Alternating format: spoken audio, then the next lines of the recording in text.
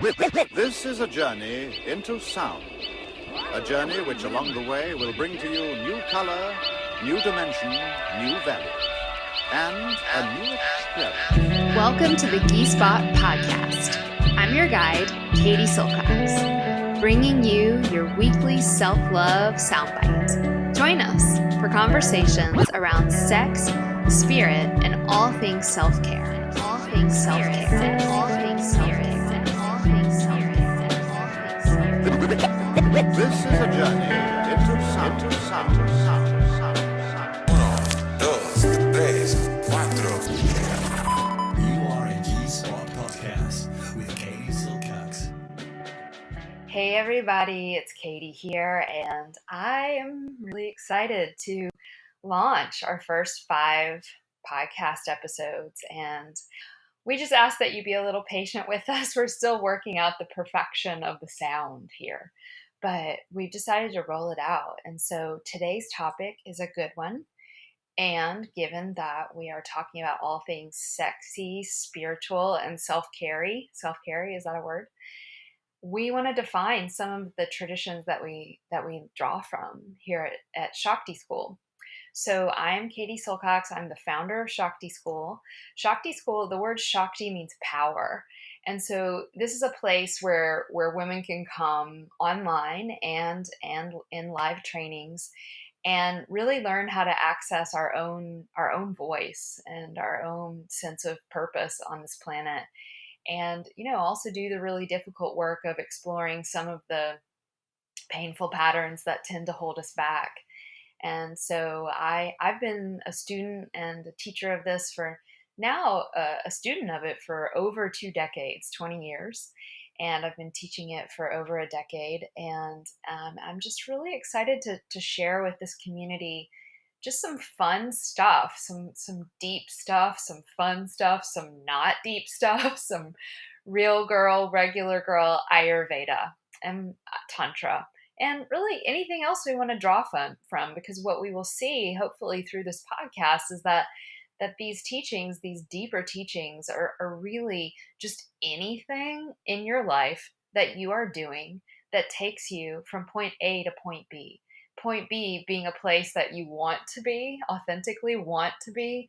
Point B being a place that you long and desire to be, that is hopefully a better place than where you are now. And I think we can all admit that we all have some aspects of our life, be it physical stuff, body stuff, mental, emotional stuff, relational stuff, money stuff. This kind of stuff is really the fabric of life. And what's super crazy is it's the same stuff that ancient people were also concerned about. And so Ayurveda is this super old science and philosophy and art and metaphysical medicine. And it comes to us, of course, from the continent of India, a place where I've spent a lot of time, and a place where many of the traditions that many of us are drawn to these days, yoga, meditation, alternative forms of healing, have their roots in the Vedic tradition. What's super beautiful is that the ancient sciences of metaphysical medicine and preventative medicine, such as Ayurveda, if we look at them in different places all over the globe, we find that these laws and understandings of nature repeat.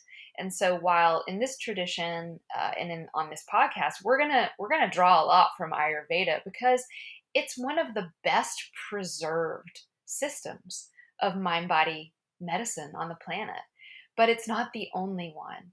And so before we dive into a little bit more on our topic today, that is, what is Ayurveda, it's important to just remember that the deepest Ayurveda has no origin, has no lineage, has no geographic location. As the ancient seers of India will tell you, the Sanatana Dharma, this flowing of law, if you will, it wasn't about a dogma or a religion or a race or a geography. It was about Mother Nature. And Ayurveda's main concern was humility, was getting humble in front of the grandeur and majesty that is the natural movement of life. And so Ayur means that. It means life. And Veda means a science or an understanding of. And so when you put those two words together, it means the science of nature or the laws of nature or how to be alive most fully in life. Because guess what, y'all? You are Mother Nature. We tend to think of Mother Nature as something that we get out into when the workday's over. And Mother Nature is just you. She is your body. She is even in this computer that is sitting in front of me.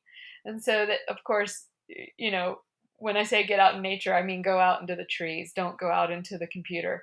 But I want to start this podcast with just honoring how vast this science of Ayurveda is. It transcends all time and all geography. And I wrote a book about it. It's called Healthy, Happy, Sexy, Ayurveda Wisdom for Modern Women.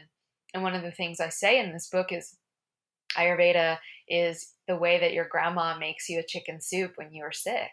And grandmas did that in India, and they did that here in the United States, and they did that in, you know, my lineage is mostly Irish and English and Nordic, and all these grandmothers all over the world have been doing these ancient remedies since, well, probably before even I'd say since we created a fire or discovered it.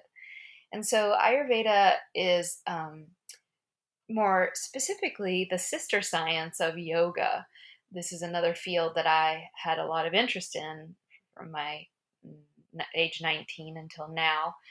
And really without Ayurveda, without knowing about how nature works, all these other practices don't really make sense because we haven't had the proper education around how we can support our physical life, our physical body, and our physical health. In other words, if we simply dive into spiritual practice, but we haven't understood the temple, right, of the spiritual practice, which is your body, then we're going to suffer. And so Ayurveda and yoga, which I'll use that term very broadly to mean you're awakening into more joy and more freedom and more a sense of being connected to your own heart. All those things are supported by feeling healthy in your body. And I always tell my students, you know, we need to get real in the yoga world because there's so much emphasis on the physical posturing. And yet, you know, you may have a perfect back bend, but you're eating raw food and you're constipated, and it's really hard to get happy and joyful. And if enlightenment's a term you like, which I'm not a big fan of, but it's really hard to get enlightened if you're constipated. And so this podcast is going to go there. We're going to talk about how to not be constipated emotionally, most importantly, and physically. And we're going to talk about lots of things that involve the reality of being a human body and having a fleshly body. I'll tell you a little bit about my own journey, my own story. I was first a yoga practitioner and have been for 20 years. And that yoga has certainly evolved and changed. And that will be discussed also in this podcast on what I now refer to as feminine form movements rather than the rigid, linear, male Indian army moves, which are great if you are a man who would like to go into the army. This is where I'm getting a little bit contentious, which will also happen on this podcast. Woo! Feminine form asanas are based on circles and spirals, and women and men, of course, have this feminine form moving through their body. It is in the DNA of the cells. It is the mitochondria. It's the energy, prana, Shakti of the system. And so I had been studying more masculine forms of yoga. And what I found is that I honestly felt amazing for a little while, as we all do. And I kind of had the yoga honeymoon. But a lot of the symptoms that I come to yoga to address, such as, namely for me, anxiety and body image stuff, initially got a lot better. But then with time, actually almost got worse through that form of yoga. And so I luckily went to India and I studied with the Mohans, which are this beautiful couple who taught me yoga, but also Ayurveda. And so I became curious. And I should also mention that before that meeting, I had a very interesting job. And I wouldn't say it was high stress because it wasn't, but it was definitely not my dharma. It wasn't my path forever, but I worked in the technology world, specifically in artificial intelligence. And I worked with some very, very super smart people in terms of intellectual smartness. And struggled hard with pretty bad anxiety, pretty bad panic attacks, just like a no fun situation. And if you're out there listening and you've had a panic attack, I'm going to quote one of my dear buddies, Jamie Cato, who says, if you've had a panic attack, you've licked the floor of hell. So if you're out there listening, I understand and I got you. It's rough. And so Ayurveda, oh wow, there's this whole other system of preventative medicine and more deeply of healing things at their root. And when I found that in Ayurveda, we don't treat the symptoms. We do treat the symptoms and can treat the symptoms, but we really try to treat the causes. I became really interested because I'd been practicing yoga for a while and found that the yoga helped, but the yoga was kind of like a Band-Aid, and it wasn't getting to the root of the problem. And I learned about Ayurveda, and it was essentially the difference between what I call feminine form medicine and more masculine or patriarchal forms of medicine. And I want to make it very clear, and we will reiterate this a lot in this podcast. It's not about better or worse, right or wrong. It's about balance. And what we have currently in our world today is this overvaluation of masculine form medicine, allopathic medicine, wonderful at times, right? If you get a broken arm, don't go to an Ayurveda doctor. I mean, they could probably help you if it was a good one, right? They did do surgery and set bones and all of that. But, if I get a broken arm, I'm going to head over to the local emergency room. For things that are acute and immediate, or diseases that have fully manifested, we have to turn to what Western medicine does very, very well. And that is treating the immediate problem. In fact, there's no better system. So we pay honor to our patriarchal medical brothers and sisters, and we thank them, and we shout out to them. We hope you're listening. We want to work with you.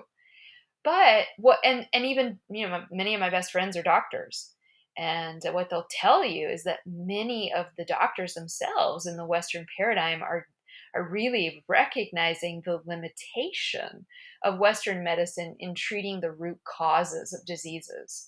And so one of the definitions of Ayurveda, beyond just being a basic understanding of philosophy and art of metaphysical and physical medicine, is also a methodology for addressing the root causes. And when you address the root cause, the symptom disappears. So we're going to go into that a lot in this podcast. How do we work with root causes in our own body? And one of the things that I'm super passionate about, and I hope comes through in my words to you right now, is that I believe that we're on the precipice, a crucible, if you will, in modern medicine, whereby, people, especially, I'm coming to you from Virginia. In fact, I'm coming to you from Charlottesville, Virginia. And if you're listening, you know that about a year ago, this was the place where we had the white supremacist Nazis come into our town. They were not really from here, and descend upon us. And there seems to just be this sense of unrest and unruliness in the heart. And one of the things, and in fact, Charlottesville, it would be interesting to look at the astrogeography of this place. We also had, when the healthcare changed in this country, and I'm not trying to be political, it's just a fact that if you didn't have, like, for example, I'm an independent contractor, and so our insurance went up by 300%.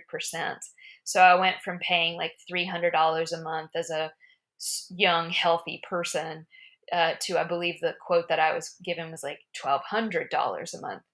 And I'm just using this as an example of what's happening in the United States is this beautiful breakdown in medicine. And there are many people who are not on the fringes, who are not hippy dippy, new agey, living out in the middle of the woods, who are super interested in taking control of their health. And so yet another definition of Ayurveda is taking personal responsibility for your own mind, body, spiritual health, not waiting on someone in a white lab coat to tell you what's right or wrong with you, not waiting on someone to give you a quick fix with a pill. Although those things can be super helpful in the short term and super helpful in the long term if you need them, right? So on this podcast, we're not going to polarize. We're going to embrace the everything. But a huge part of that everything has been lost, right? I think doctors get something like, someone in the comment section or the show notes can tell us the study, but I think doctors, or the statistic, that doctors get something like 20 hours or less of nutritional training. Whereas in Ayurveda, as we will explore in this podcast, says that if you have proper nutrition for your body type, for the time and the place and the person, the individual, then you don't need medicine, and that food is medicine. And so a big part of this podcast will be going into the super fun, super practical, super easy ways of taking care of yourself just on the day-to-day. What else is Ayurveda? Ayurveda is also, from my perspective, I am a Western woman. I come from a lineage that has been largely desecrated, burned, destroyed, systematically hidden, intentionally hidden, and like many of you listening, and that is the lineage of the Western healer woman. The Western healer woman, unlike, and it's not to say that there hasn't been systematic oppression, desecration of the Indian female healer woman, because there has been. But the beauty of Ayurveda is that even when these traditions were, there were forces that attempted historically to eradicate Ayurveda in India, they were still kept alive. Whereas with the Western healer woman in particular, our systems of medicine were almost completely destroyed. And so now women like myself are resurrecting this through borrowing, most respectfully, from our Indian brothers and sisters through the wisdom of Ayurveda, but also revivifying, reincarnating, right, these ancient traditions from Western healer woman culture as well. And so the way I see this Shakti School, this podcast, everything I do is this fusion of the ancient systems and really bringing them into the bodies of women on this planet right now, and men. By the way, if you're listening and you're a dude, we welcome you. Come along. But one of the biggest hallmarks of this form of medicine is the utilization of the intuition. And so just because something has been burned at the stake does not mean it can't rise again, because it lives in our bodies. And so Ayurveda is really this bigger idea of deeply being able to tune into the body, of walking down into the cave of your own heart, of putting your hands on your flesh and entering into a relationship with yourself, of uncovering parts of yourself that you may have consciously or unconsciously hidden from yourself, of doing the very brave and powerful work of awakening our own heart. And when we do that, when we begin to fall back in love with our own self, not from a narcissistic, egotistical, wacky place, right? But from this very grounded sense of what I'm experiencing, it's just gratitude for my body, gratitude for my incarnation, gratitude that I'm here, right? That I wake up in the morning and I feel, oh man, what a sense of gratitude. And I just love myself in the sense of I honor this body as the temple for my spirit. And that, when we begin to do that, then the body feels safe again. The body comes out of these fight or flight and collapse states. The body begins to reawaken. The body begins to pump again, right? Our valve system comes online. Our hormones can pump through our body, our blood, our thoughts and emotions. Our digestive system comes back online. I mean, how many of you out there listening to this have digestive issues, sisters? How many out there listening have reproductive issues, my friends? How many out there have mental emotional freakouts, right? I mean, and why I'm addressing you as women and why I will continue to address you as women on this podcast and in Shakti School is that women are biologically, physiologically, endocrinologically, is that a word? Hormonally different. We undergo fluctuations in our hormone system throughout the month that a man will go through. We go through it in a month. A man will go through that same fluctuation over the course of one lifetime. A woman goes through what a man goes through in his lifetime in the course of 1 month. And so in this podcast, we will go into that, your menstrual reality, right? And it doesn't matter if you aren't menstruating yet and you're a 12-year-old listening to this podcast, hi, or you're a postmenopausal woman listening to this, hi. We welcome you because you still go through these lunar stages, right? Our being is affected by lunar rhythms. And because of that, we have some unique superpowers, and because of that, we also have as women some very unique health challenges. And so we will address that as well. So Ayurveda, beyond just this beautiful tradition from India, it is on a grander macro level, this returning to truth, the truth that is the laws of nature in your body.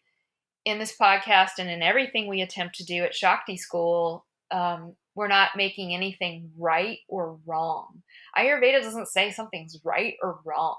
It's simply, there's no dogma, right? There's just, hey, so like over the past 5,000 to 10,000 years, we've seen that nature does this. There are seasons. The sun rises and the moon comes at night. There are tides. I mean, there are millions of phenomenon in nature that have a somewhat predictable, we can predict them, right? And so the same thing, whatever is happening on the outside is happening on the inside of the body. The microcosm of the body mirrors the macrocosm of the whole world, the universe, in fact. And so in Ayurveda, we don't have a dogma. It's certainly not a religion.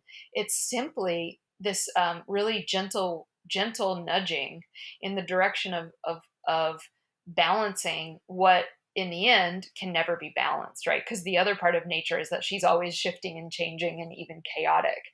And so yet within this chaos, there's order. And so Ayurveda can be defined as the understanding of ordered chaos. Reality is chaotic. Ayurveda is not. Ayurveda is predictive. And so it's this beautiful paradox that you guys know that, all of you out there listening. Reality is chaos. You can't control anything.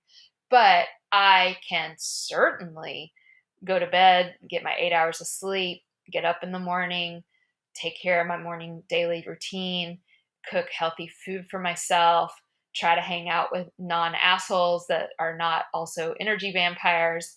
I can go to bed at night. I can not watch 6 hours of Netflix. I can do all those things, and I can predict that I'll feel a lot better than if I don't do those things. And so this is some of the fun stuff that we'll go into in this podcast. Like, okay, well, what is a great daily routine according to this ancient science? What is a great nighty-night routine according to this ancient science? What is the way to live throughout the day, in fact? And if you're out there listening and you're thinking, well, sorry, Katie Silcox, I can't quit my job and do all this stuff. What I'll tell you is I have a company called the Shakti School. We are an online Ayurvedic certification program. find out about us if this is something you might be interested in joining. We start our next level 1 health coach training this coming January 2019. I've got a business, in other words. We have teachers that work for us. I have employees. I'm like a regular gal. But I will tell you that if I don't do these routines, none of that stuff happens with the quality that I want it to have. The more I surrender to Ayurveda and the laws of nature and the ways I can honor nature in my own body, the more that I do that, the more fun we are having at Shakti School, the more fun I'm having in my life, the more energy I have, the better I sleep, and honestly, the more money I make. And so one of the things that we're going to be diving into, that we go into this in depth here at Shakti School, is how can I make more abundance from this Ayurvedic lifestyle? And it is possible. In fact, it's easier if you have better energy. It's easier if you have better, what we call ojas, the vital immunity. So we'll go into that as well. What is Ayurveda? Ayurveda teaches us how we can be healthy if we're not.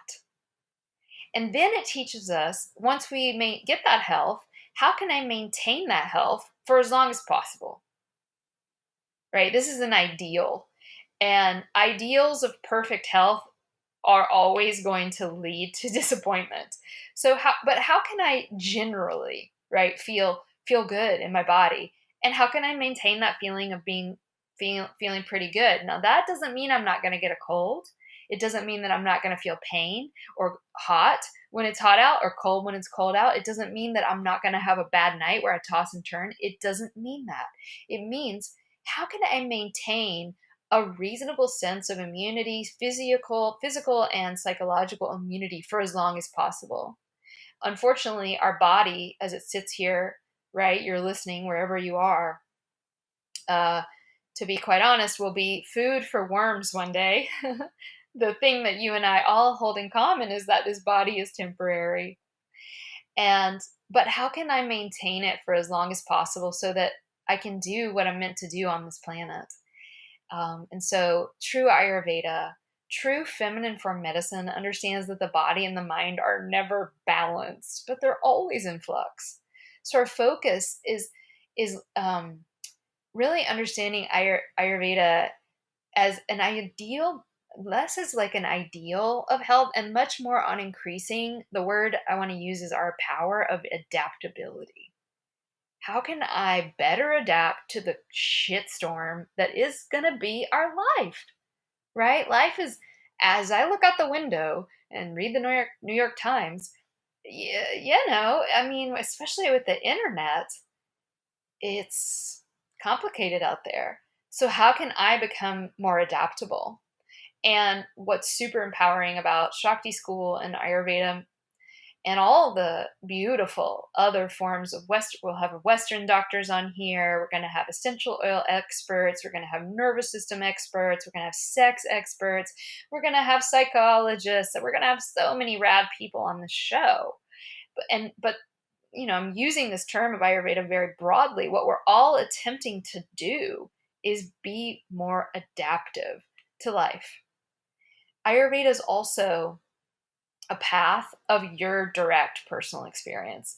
So if you're interested in hanging out with me, if you're interested in joining Shakti School, or you just want to listen to this podcast, what I beseech you to do is not take anything that I'm saying as truth, but try it out. Try it out in your own body. Even the best rules of Ayurveda are meant to be broken because not every rule works for everybody.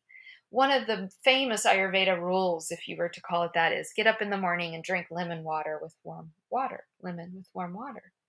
Well, some people don't like that. Some people hate it. Some people, it causes bad things to happen to them, right?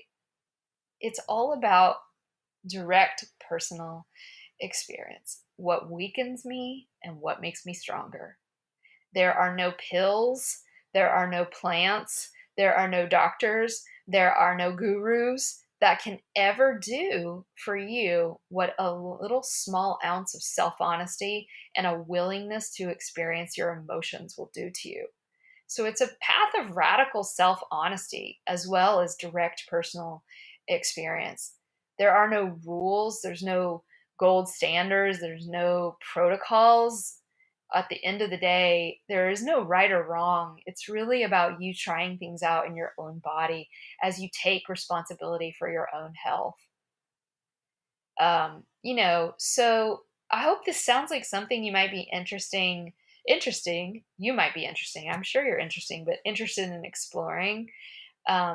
We here at Shakti School do not love authoritarian ideologies or hierarchies or rigid rules and structures. I mean, there is hierarchy in all of nature, and there's nothing wrong with hierarchy, but really the idea is the antithesis of creativity is someone telling you what to do. Ayurveda in this school in particular is really about creativity and self-trust and radical self-honesty and a willingness to be with whatever it is that you are currently presenting with in your mind and body, whether it be disease, whether it be elation, whether it be physical, mental, or emotional. This is so much more a subtraction process than an additional process. We're not attempting to live in alignment with some kind of ideal that you may have read about in my book or, oh my God, endless books about health that you may have read or blog posts or, God forbid, Instagram accounts of skinny blonde women in Los Angeles drinking kale juice. Okay. This is not about that at all. This is really about you awakening to the God of your own heart. And I hope you forgive me if you don't love the word God, but you know what I mean. The endless loving presence that you are. And so at the end of the day, and I feel like I have 700,000 more things to say, but it's good because I'm going to stop because we're going to have plenty of other podcasts to offer you guys about Ayurveda in the future. But at the end of the day, all of this is in the service of that highest purpose. And that is that we know who we are and that we walk in integrity with that loving presence of our own heart, and that we have the courage to follow our intuitive guidance that lives inside every one of us that will tell us what to do next, that will guide us and push us along in our very unique journey. And what I have found is that the more you feel good, the more you do good. And the more you do good, the more that you feel that life has meaning. And that's really the purpose of my life, is to trust and rest back into that heart. So I hope this sounds like something you're down for. I hope that you'll join us. And if this is all new for you, we welcome you. I am Katie. I am the founder of the school, but we are a big team of women. Anne-Marie in Paris does a lot of stuff to help make this podcast happen. And so I just want to shout out to Anne-Marie. We love you. Thank you so much for pushing me to do this. And we can be found online at currently katiesilcox.com, KatieSilcox.com. Soon we will be at theshaktischool.com, but our website's not up yet. We're still working on it, but you can find everything we offer at katiesilcox.com. As I said before, level 1 Ayurveda teacher training. You will be certified to be an Ayurvedic consultant, lifestyle consultant, where you may be out there listening and you're like, I love this. It's my destiny to help other women empower themselves and feel rad in their body. Maybe you're a yoga teacher and you're like, dude, I'm not making any money off this. I need to think about something bigger and deeper that I can offer. That's why I created this program. I also created this program out of what I felt to be a need. Ayurveda School and our certification program is very much about feminine form intuitive metaphysical medicine. We do not just glean from the Indian tradition. We bring in from all traditions and find that common ground, although Ayurveda is our primary focus. And so we would love to have you get your booty over to katiesilcox.com, and you'll find a link that says Ayurveda certification. We also have a subscription program where you may not be interested in a year-long online program, but you want to do more practice with us. And so you can also find that on my website, We have a few live events coming up in 2018 and lots more in 2019. So check out the live events page as well. If you haven't listened to our free cleanse, we have that in the podcast. And so check that out. And in the show notes of that podcast, I give you a PDF of a free Ayurveda cleanse where you can start now feeling yummy, feeling vital, feeling more rested. So I hope you'll check it out. Thank you guys for joining us, and we'll see you on the next show.